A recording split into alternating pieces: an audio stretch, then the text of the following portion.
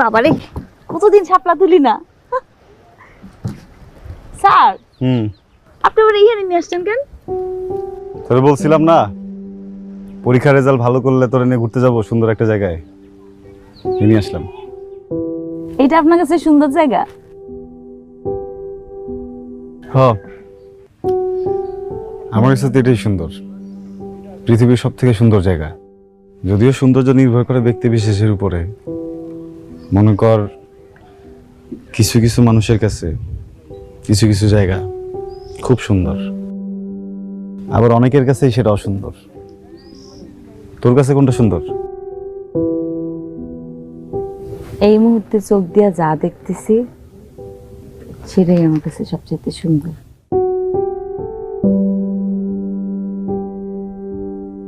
বুঝি নাই। মানে করতেছিলাম যে জায়গাটা আসলেই সুন্দর।